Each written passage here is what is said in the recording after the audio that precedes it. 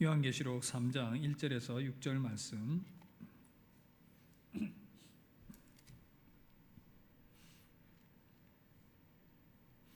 찾으신 줄 알고 교독하겠습니다. 사대 교회의 사자에게 편지하라. 하나님의 일곱 영과 일곱 별을 가지신 이가 이르시되 내가 내 행위를 아노니 내가 살았다 하는 이름은 가졌으나 죽은 자로다. 너는 일깨어 그 남은 바 죽게 된 것을 굳건하게 하라. 내 하나님 앞에 내 행위에 온전한 것을 찾지 못하였노니 그러므로 내가 어떻게 받았으며 어떻게 들었는지 생각하고 지켜 회개하라.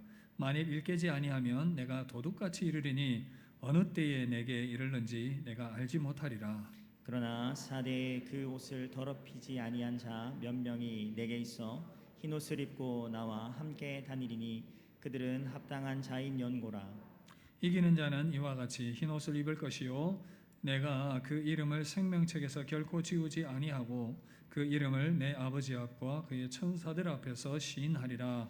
귀 귀 있는 있는 자는 성령이 교회들에게 하시는 말씀을 들을지어다. 아멘. 할렐루야. 주의 이름으로 여러분들을 환영합니다. 우리 옆 사람들과 교제하면서 인사하겠습니다. 참 잘 오셨습니다. 주님의 사랑으로 당신을 사랑합니다. 아멘. 계속해서 요한계시록 교회들을 말씀을 나누고 있습니다. 오늘은 5번째 시간인데 4대 교회 순서입니다. 제목을 깨어나 일어나라 이런 제목으로 말씀을 섬기도록 하겠습니다. 저희 장인께서는 한 교회를 36년을 목회를 하시고 은퇴를 하셨습니다. 긴 세월 목회를 하시다 보니까 이런저런 또 책도 많이 보시고 이야기도 많이 아시고 그래서 한 번씩 재미난 이야기들을 이렇게 해주십니다. 하셨던 여러 가지 많은 이야기들 중에 오늘 말씀과 또 연결되는 부분이 있어서 생각이 나서 하나를 소개를 해드리겠습니다.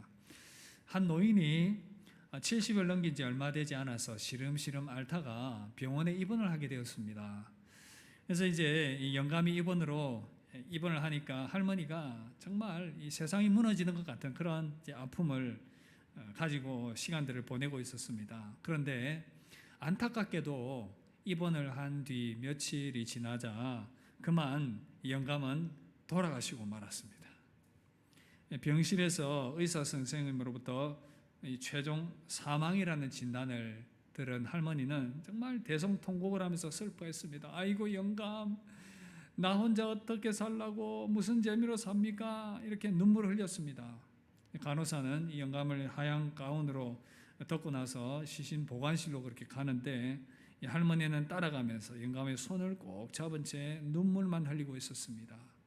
그런데 갑자기 할머니가 잡고 있던 영감의 손이 꼼지락거리더니 할머니의 손을 꽉 잡는 겁니다. 다시 살아난 겁니다. 깜짝 놀란 할머니가 눈물을 뚝 그치더니 잠시 생각을 합니다. 그리고 이렇게 말합니다. 아니 이 영감이 의사 선생님이 죽었다고 하면 죽은 거지 뭐 때문에 꼼지락거려? 그래서 흰 천을 다시 확 덮어버리더라고 합니다. 이 우습지만 참 슬픈 이야기입니다. 그죠? 참 요즘 그 황혼 이혼도 참 많아지고 있는 그런 세상이라고 합니다. 아마도 이 영감님은 이제 참 이 할머니께 잘 못한 것 같아요. 그죠? 그러니까 할아버지가 그냥 깨어나지 말고 죽었으면 좋겠다 하는 그런 이야기들을 재미있게 이렇게 풍자를 한 것 같아요. 여러분 그러나 할머니가 진정 이 할아버지를 사랑했다면 정말 깨어나는 것이 기쁘지 않았겠습니까? 조금이라도 더 이 땅을 함께 살면 좋겠다 그런 마음으로 기뻐했을 것입니다. 오늘 예수님께서 4대 교회를 향해서 편지를 보내셨습니다. 예수님께서도 4대 교회 교인들이 더 이상 죽지 않고 살아있기를 바랬습니다.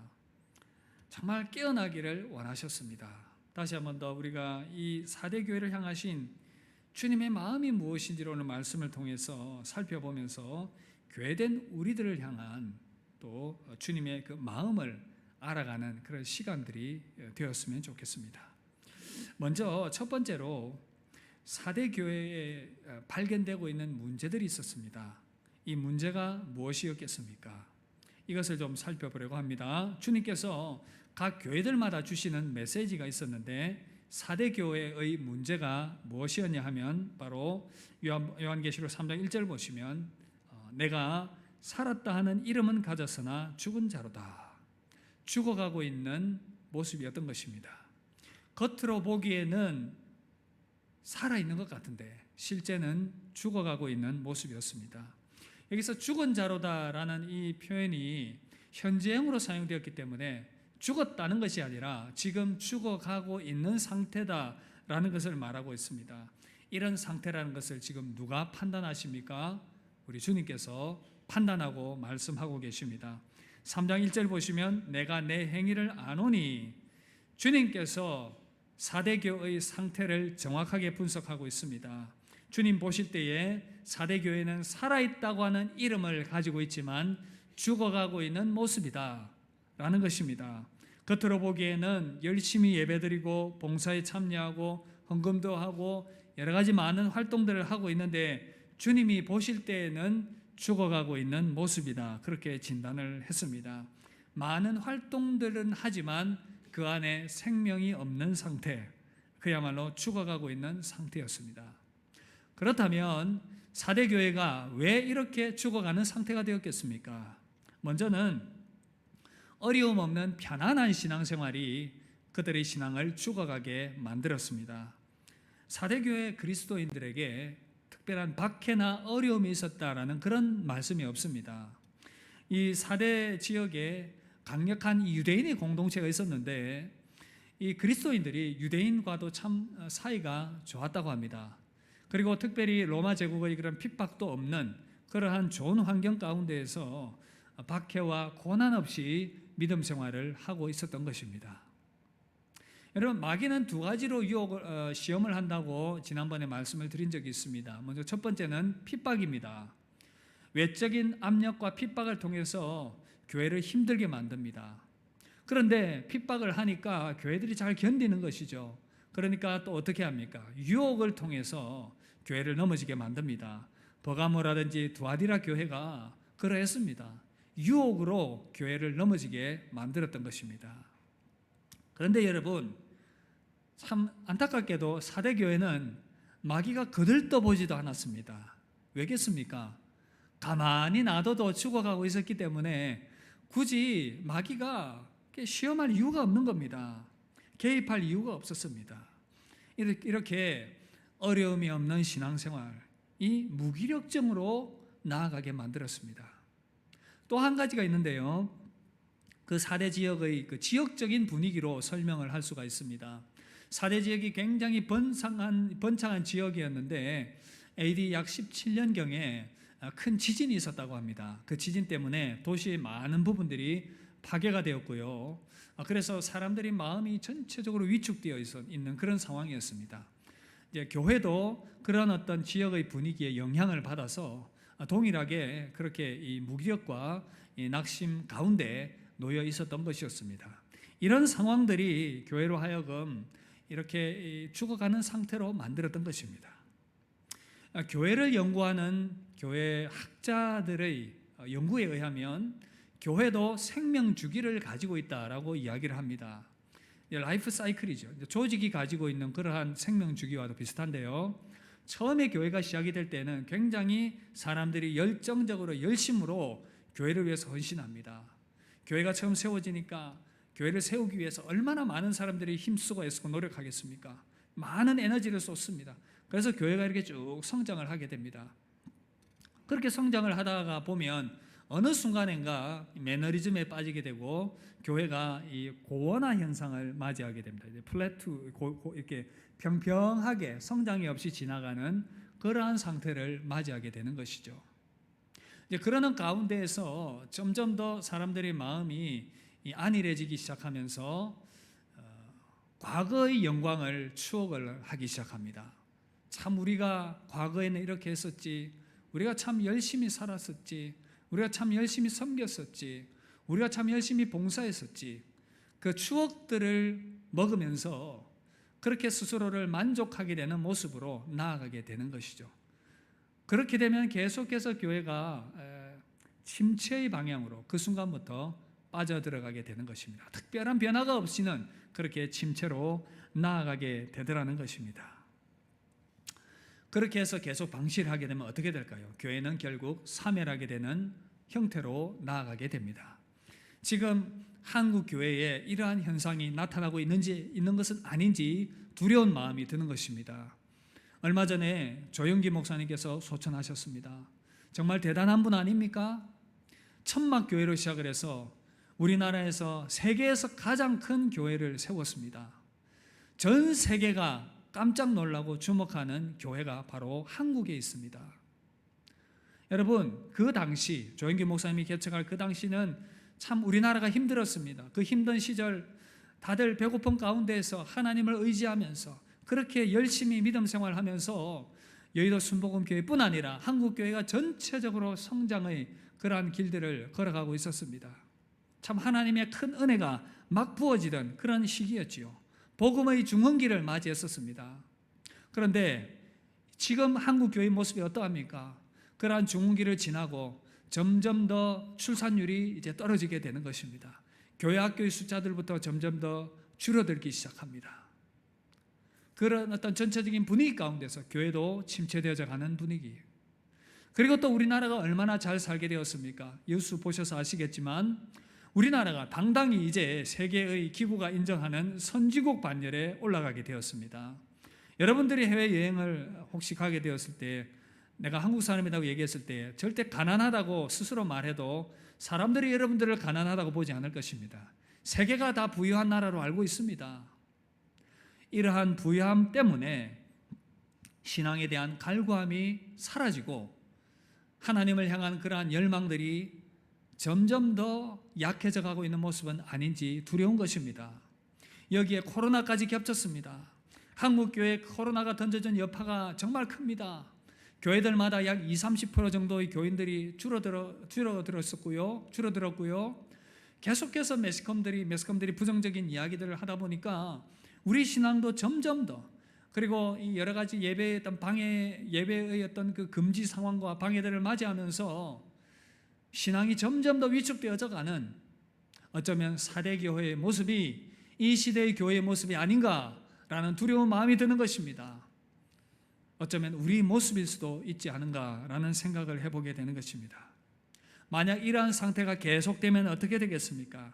4대 교회가 점점 더 잠들어가고 있고 죽어가고 있는 모습이 된 것처럼 교회된 우리 모습도 그럴 수가 있습니다. 사도행전 20장에 보면 바울이 복음을 증거합니다.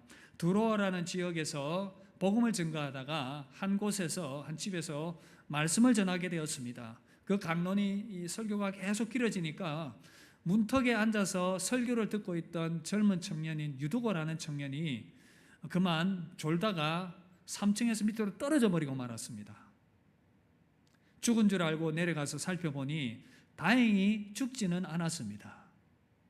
이렇게 졸게 될 때, 영혼의 잠을 자게 될 때에 우리에게 위기가 찾아오게 되는 것입니다. 여러분들 중에 스타벅스를 좋아하시는 분들이 많이 계실 텐데 스타벅스의 그 로고가 누구를 상징하는지 아십니까? 그리스 신화에 보면 오디세이라는 그 신화에 보면 사이렌이라는 그런 여신이 있습니다. 이 여신에서 유래를 했는데요. 제가 오늘 스타벅스 광고하는 건 아닙니다. 오해하지 마시고 상반신은 인간이고 몸통은 새입니다. 그리고 하반신은 물고기입니다. 이 사이렌이 섬에 살면서 그 섬 주변을 지나는 이 뱃사람들에게 노래를 들려줍니다. 그런데 이 노래가 너무 감미로워서 노래를 듣는 사람들마다 다 잠들어 버리는 겁니다. 그런데 무서운 것은 잠들어 있는 동안 이 사이렌이 공격을 하는 겁니다. 그래서 그 공격을 당해낼 재간이 없는 것이죠. 아름다운 노래소리에 잠들어 있는 상태에서 무방비 상태가 되어버리는 겁니다.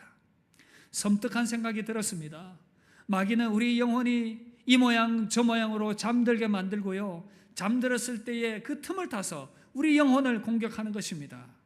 영혼이 잠든 것도 모른 채 그렇게 시간들을 보내다 보면 우리도 모르는 무방비 상태에 우리는 마귀의 공격을 받게 되고 영혼의 깊은 침체 가운데서 영혼이 죽어가는 그러한 상태를 맞이할 수가 있는 것입니다. 사랑하는 성도 여러분, 교회된 저와 여러분들의 모습은 어떠합니까? 사도교회처럼 정말 잠들고 그래서 죽어가고 있는 모습은 아닙니까? 편안하고 어려움이 없는 삶이 지금 현재를 그렇게 만족하면서 과거의 영광을 노래하는 우리의 모습들이 혹시 우리를 침체로 빠져들게 만들고 있지는 않습니까? 요한계시록 이 7교회의 모습은 이 시대의 교회의 모습을 그대로 보여주고 있는 거울과도 같습니다. 주님이 이렇게 말씀을 통해서 경고하셨다면 이 시대에도 사대교회처럼 잠들어가고 있는 교회들이 있다는 것입니다. 잠들어가고 있는 성도들이 있다는 것입니다. 우리의 모습일 수도 있는 것입니다. 그렇다면 우리는 어떻게 해야 되겠습니까? 예수님께서 사대교회를 향해서 너희들이 살아있는 것 같지만 실상은 죽은 자로다라고 진단을 하셨고요. 이제는 그들을 향해서 주님이 처방을 내리십니다. 주님이 뭐라고 말씀하십니까? 요한계시록 3장 2절 우리 다 함께 읽도록 하겠습니다. 시작.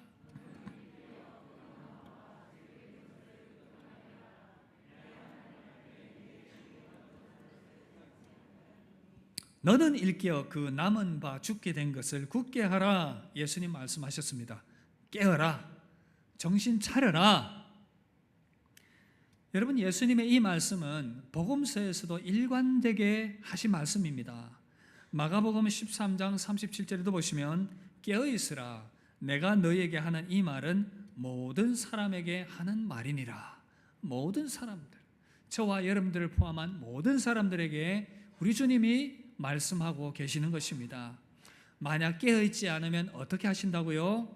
3장 3절 보시면 만일 일깨지 아니하면 내가 도둑같이 이르리니. 깨어있지 않은 교회와 각 개인에게 주님께서 도둑같이 임하여서 심판하겠다, 뜻하지 않게 정신 차리게 하도록 조치를 하시겠다, 뜻하지 않게 도둑처럼 갑자기 임하게 되는 일로 정신 차리게 하겠다, 그렇게 말씀하고 있는 것입니다. 여러분, 깨라고 하는데 어떻게 깨야 되겠습니까? 먼저는 우리 자신이 깨어나야 되겠습니다.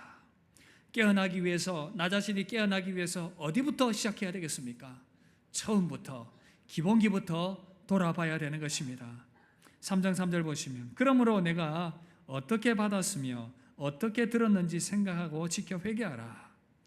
처음 받은 것들, 그 기본적인 것들을 어디서부터 잃어버렸고 놓쳤는지를 생각을 하면서 다시금 돌이켜서 회개하라, 그렇게 말씀을 해 주시는 것입니다. 철로역정 이야기를 제가 또 소개를 하려고 합니다. 주인공 크리스찬이 믿음의 여정을 가고 있는데 참 힘든 그런 곤고제라는 언덕을 만나게 됩니다. 그 언덕길을 곧 힘들게 그렇게 올라가 보니까 정말 아름다운 정자가 그곳에 있는 것입니다. 그곳에 앉아서 그동안 걸어왔던 그런 이 몸의 피곤함들을 다 그렇게 풀고 있습니다. 바람도 솔솔 불고요. 주머니에 들어있던 두루마리 성경을 꺼내었습니다. 그 두루마리를 읽다 보니까 그만 잠이 들어버린 것입니다. 한참을 잠이 들어서 자고 있다가 그만 두루마리를 밑으로 떨어뜨려 버리고 말았습니다. 근데 자고 있는데 소리가 들리는 것입니다. 게으른 자여 일어나라. 이 소리를 듣고 이 주인공은 깜짝 놀라서 자리에서 일어났습니다. 그리고 이제 가던 그 믿음의 길을 계속 걸어갔습니다. 근데 가다 보니까 참 무서운 그런 길들이 많이 나오는 겁니다. 이 무서운 소리도 들리고요. 그래서 두려운 마음에 이 주인공이 두루마리에 있는 이 성경을 꺼내서 읽어야 되겠다고 생각을 하고 주머니에 손을 넣었습니다. 그런데 웬일입니까? 주머니에 두루마리가 보이지 않는 겁니다. 놀랐습니다. 생각해 보니까 자다가 떨어뜨린 것이었습니다. 마음에 참 이 슬픈 마음이 들면서 하늘을 쳐다보면서 자기를 탄식하면서 한탄했습니다. 그렇게 깊이 자는 멍청이가 어디 있냐면서 그렇게 눈물을 흘리면서 다시 왔던 길을 돌아갑니다. 정자에 도착해 보니까 두루마리가 보이지 않습니다. 슬퍼하면서 거기서 털썩 주저앉아서 울고 있었습니다. 한참을 울고 또 눈물을 멈추고 밑을 쳐다보니 두루마리가 보이는 겁니다. 너무 기쁜 마음으로 그 두루마리를 다시 가슴에 꼭 품었습니다. 여러분, 이렇게 깊이 잠든 사이에 시간은 많이 지체되었고 천국에 들어가는 가장 중요한 열쇠가 되는 이 두루마리인 성경을 잃어버릴 뻔한 그런 위기를 맞이했던 것입니다. 여러분, 영혼이 잠들면 하나님의 말씀을 잃어버립니다. 영혼이 잠들면 우리의 기본기를 잃어버리게 됩니다. 가장 소중하지만 가장 기본적인 것이지만 너무나도 또 소중한 것인데 그것들을 소홀하게 여기게 되면서 잃어버리게 되는 상황을 만나게 되는 것입니다. 4대 교회를 향해서도 주님께서 두아디라 교회처럼 처음 받은 것들, 이미 가지고 있는 것들을 잘 점검해 보라고 말씀하셨습니다. 기본기를 잘 체크해 보라는 것이죠. 얼마 전에 그 TV 예능 프로그램에 보니까 이제 이런 게 나왔습니다. 어느 이제 그 금메달을 딴 펜싱 선수의 일상을 보여주는 그런 내용이었는데요. 이제 이 선수가 이제 일상을 보여주는데 연습하는 장면이 나왔는데 열심히 연습을 하고 있는데 이제 하체 스텝 연습을 계속 하고 있는 것이었습니다. 이제 펜싱에서 가장 기본이 되는 운동이 바로 이 하체 운동이라고 하더라고요. 그래서 계속 하체 운동을 이렇게 하고 있었는데 이제 그 사람의 말이 운동의 80%가 이 하체 운동이라는 겁니다. 하체 스텝 운동. 이것만 계속 한다는 것이죠. 우리 생각에는 세계 1위 정도 되는 그런 펜싱 선수라면 뭐 이렇게 찌르는 기술이라든지 뭐 피하는 기술 뭐 이런 기술적인 것들을 연마하지 않을까 그런 생각을 했는데 아니었습니다. 지루할 정도로 계속해서 스텝 연습을 하고 그것을 지켜보는 사람, 이 코치가 스텝의 어느 부분이 또 잘못됐는지를 이야기를 해주는 그러한 모습이었습니다. 여러분, 우리 신앙도 유사한 면이 있습니다. 우리가 아름다운 신앙의 행위들과 믿음의 기본계들이 있는데 그것들이 잘 작동하고 있는지를 살펴보아야 합니다. 우리가 드리는 기도와 말씀과 예배와 봉사생활의 기본기가 제대로 작동하고 있는가를 체크해 보아야 된다는 것이죠. 그런데 여러분, 여기서 가장 중요한 것이 있습니다. 먼저는 기본기가 작동하고 있는지를 체크를 해봐야 되고 그 다음에는 그 기본기 안에 성령의 역사하심과 은혜가 있는가 이것을 살펴보아야 됩니다. 4대 교회가 예수님으로부터 너희가 살아있는 것 같지만 죽은 자라고 책망을 받았던 이유가 여기에 있습니다. 그들이 외적으로 보이는 예배와 봉사와 말씀과 기도의 외적인 행위들은 잘 하고 있었는데 그 안에 생명력이 없었다는 것입니다. 신앙의 외적인 행위들과 모습들은 있었는데 그 안에 생명이 없었다는 것입니다. 예수님은 당신을 소개하시면서 내가 이러한 이다 라고 얘기를 하면서 자신을 드러내실 때에 각 교회를 향해서 꼭 필요한 것이 무엇인지를 아시고 그 교회의 필요를 채워주실 분으로 소개하시는 경우가 많았습니다. 그렇게 해오셨습니다. 4대 교회를 향해서 당신을 소개하실 때에 이렇게 말씀하셨습니다. 하나님의 7 영과 7 별을 가지시니라 라고 소개를 하셨습니다. 여기서 7 영은 성령을 가리키는 말씀인 것입니다. 종교적인 형식만 남아있는 4대 교회에게 꼭 필요한 것이 뭐냐? 바로 너희들의 종교 형식 가운데 성령의 기름 부으심과 은혜가 필요하다라는 것을 주님이 말씀하신 것입니다. 여러분, 성령은 생명의 영이십니다. 성령은 생계의 영이십니다. 그 영의 은혜와 역사하심이 공급될 때에 생기발랄함이 회복되는 것입니다. 우리에게 주시는 주님의 음성도 분명합니다. 너희들이 신앙의 기본기가 제대로 작동하고 있냐? 작동하고 있다면 그 안에 성령의 역사하심이 있냐? 이것을 살펴보라는 것입니다. 만약에 이것을 점검해 보았을 때에 문제가 있다면 우리는 영적인 침체로 나아가는 모습일 것입니다. 내가 만약 영적 침체 가운데 있다면 그 원인은 바로 거기에 있다는 것을 우리가 생각을 할 수가 있는 것입니다. 여러분, 만약 영혼이 잠들어 있는 상태라면 어떻게 해야 되겠습니까? 마음의 소원함을 가지고 깨어날 수 있기를 바랍니다. 우리 주님께서 7 영을 가지셨다는 이 말씀을 여러분들에게 다시 한 번 더 강조하고 싶습니다. 너희가 원하면 죽어가는 너희들을 생명의 영으로 살려주겠다라는 그런 말씀이 그 안에 들어있는 것입니다. 결단하고 원하는 자에게 생명의 생기를 주시겠다고 말씀하시는 것이죠. 여러분, 코로나 백신도 중요하지만 치료제도 중요합니다.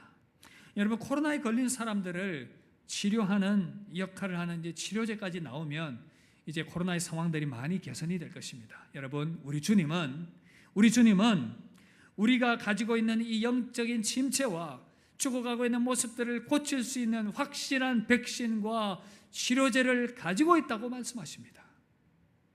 바로 7 영 대신 성령을 내가 가지고 있으니 내가 너희를 치료하겠다라고 말씀을 해 주시는 것입니다. 오늘 이 예배 자리에 나온 사랑하는 성도 여러분, 예수님께서 일깨우기를 원하는 자들에게 성령의 은혜를 공급해 주실 것입니다. 결단하고 사모하는 마음이 있을 때에 영적인 각성이 시작될 것입니다. 성령님의 은혜로 우리의 모든 영혼이 깨어나게 되기를 주님의 이름으로 축복합니다. 그리고 이렇게 자신이 깨어나면 내가 깨어난 것으로 만족해서는 안 됩니다. 이제는 다른 사람을 깨우는 일을 해야 됩니다. WBC 성경 주석가인 데이빗 아우네라는 사람이 요한계시록 3장 2절을 원어로 이렇게 주석을 했습니다. 너는 일깨워 그 남아있지만 죽어가는 자들을 굳게 하라. 너는 일깨워 그 남아있지만 죽어가는 자들을 굳게 하라. 내가 죽게 된 상태에서 깨어나면 이제 다른 사람도 깨우라고 말씀하고 있습니다. 다른 형제 자매들이 자고 있으면 뺨도 때리고 발도 차고 해서 깨우라는 것입니다. 그런데 많은 사람들이 나만 깨면 되지 그런 생각을 하는 경향이 있습니다. 그것도 중요하지만 하나님께서는 우리가 함께 깨어나기를 원하십니다. 폴 트릭과 티모시 레인이라는 분이 사람은 어떻게 변화되는가라는 책에서 신앙은 신앙 공동체가 함께 변화되어야 된다라는 것을 강조하면서 이렇게 말했습니다. 많은 그리스도인들이 철저히 개인주의적인 방식으로 변화되기를 완강히 바란다. 우리가 현대사회의 무미건조한 개인주의에 고착되어 있기 때문이다. 우리는 죄와 씨름하고 좀 더 예수님처럼 되고자 애쓰는 가운데 예수님과 나라는 사고체계를 갖게 된다. 사람들과 엮이는 건 복잡하고 시간을 잡아먹는 일이야. 다른 사람이 왜 필요하지? 성경 묵상도 기도도 혼자 하는 거잖아. 다른 사람과 시간을 보내는 것은 너무 비효율적이야 라고 생각을 한다. 그러나 하나님은 그분의 백성들이 함께 변화를 체험하도록 의도하셨다. 공동체의 변화는 우리의 생각에 종종 반하지만 성경은 명백하게 이것이 곧 우리를 예수님처럼 만들어 가시는 하나님의 방식이라고 말한다. 여러분, 오늘 말씀에서도 보면 죽어가는 자들과 무기력한 자들을 함께 돌아보면서 일깨우라고 말씀을 해주고 있습니다. 히브리서 10장 24절을 보시면 서로 돌아보아 사랑과 선행을 격려하라. 빌립보서 2장 4절을 보시면 각각 자기 일을 돌아볼 뿐더러 또한 각각 다른 사람의 일을 돌아보아라.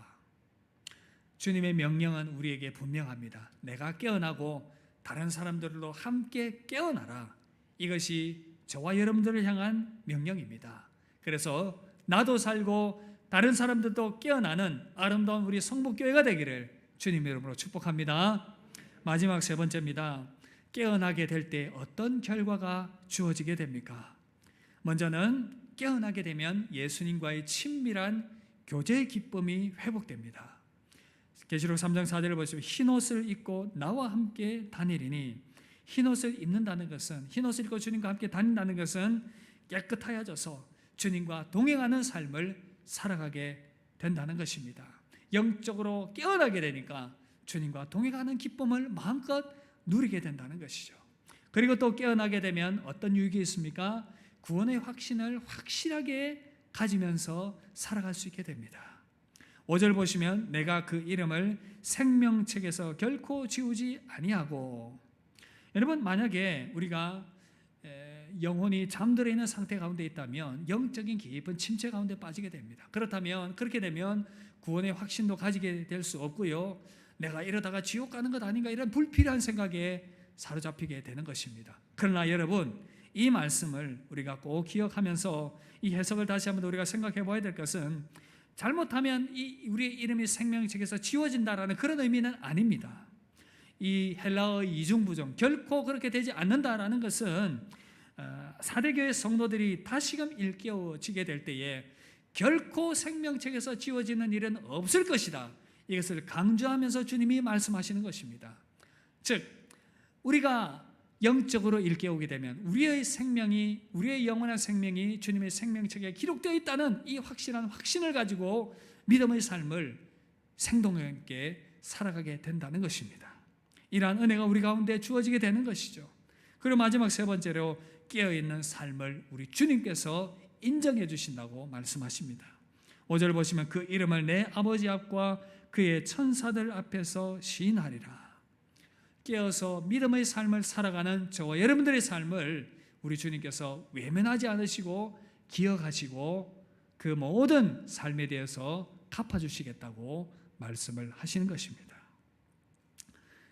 여러분, 이렇게 깨어있는 삶을 살아가게 될 때에, 깨어나게 될 때에 이런 많은 영적인 유익들이 우리 가운데 있음을 다시 한번 더 생각하며 영적으로 깨어나는 은혜가 있기를 다시 한번 더 주님의 이름으로 축복합니다. 말씀 마무리하겠습니다. 여러분, 하나님께서는 시대마다 죽어가는 교회를 일깨우셨습니다. 중세의 그 죽어가는 교회들을 종교 개혁을 통해서 주님이 새롭게 하셨습니다. 죽어가는 미국 교회들을 미국 대각성 부흥 운동을 통하여서 다시금 교회를 일깨우셨습니다. 죽어가는 한국 교회 1907년 평양 대부흥 운동을 통하여 주님께서 교회를 일깨우셨습니다. 교회가 깨어나는 것은, 깨어나야 하는 것은 교회의 주인 되신 주님의 요구이십니다. 저와 여러분들을 향한 요구이십니다. 세속의 풍요로움과 안일함 때문에, 코로나의 상황 때문에 교회가 침체되어 가고 있고 죽어가고 있는 모습은 아닙니까? 여러분, 먼저 내가 깨어납시다. 그리고 함께 깨어납시다. 이를 위해서 신앙의 기본기를 다시 한번 더 돌아보시길 바랍니다. 말씀과 기도와 예배와 우리의 봉사와 우리 모든 섬김의 일들 가운데에서 과연 제대로 그것이 작동하고 있는지, 그 가운데 성령의 기름 부으심과 은혜가 있는지 돌아보아야 하는 것입니다. 그리고 다시금 그 안에 생기를 담을 수 있기를 바랍니다. 그렇게 될 때에 우리의 삶이 깨어나게 될 것입니다. 깨어나게 되면 주님과 동행함의 기쁨이 회복될 것이고 구원의 확신이 회복될 것이고 주님께서 인정해 주시는 삶으로 세움받게 될 것입니다. 우리 모든 성북교회 성도님들이 복음 안에서 깨어나서 주님이 기뻐하시는 아름다운 삶의 모습으로 세움받게 되기를 바랍니다. 그러한 은혜와 복이 가득하기를 주님의 이름으로 축복합니다. 우리 함께 찬양하고 받은 말씀 생각을 하며 함께 기도하며 나아가도록 하겠습니다. 우리 교회에 일어나라 함께 찬양합시다.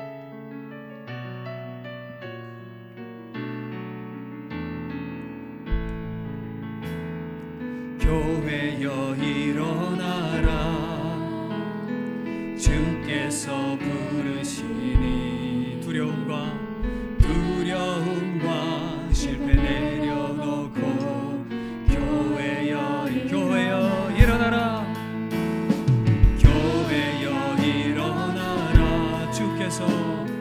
주께서 보내시니 부르신 삶의 자리에서 교회여 일어나 우린 세상의 빛 하나님의 편지 주의 교회를 통해 세상이 주를 보리라. 일어나라 아버지 사랑으로 아버지 능력으로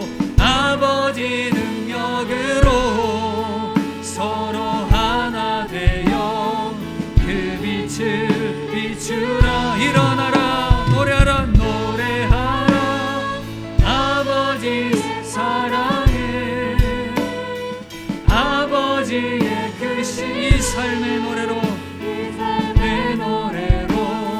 주님을 나타내라. 일어나라. 우리 한 번 더 찬양합시다. 교회여 일어나라 교회여 일어나라 주께서 부르시니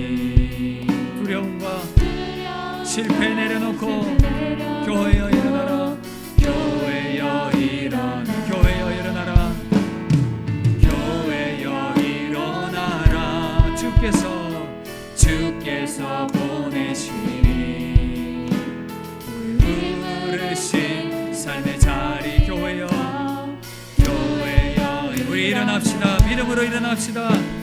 세상의 빛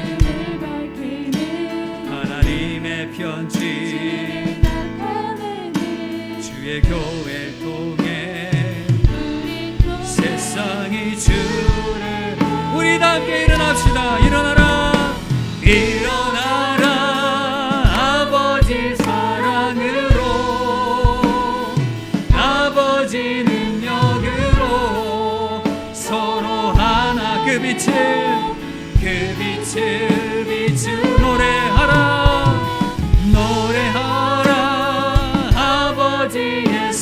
아버지의 크심을 아버지의 크신 삶의 노래로 내 노래로 주님을 나타내 일어나라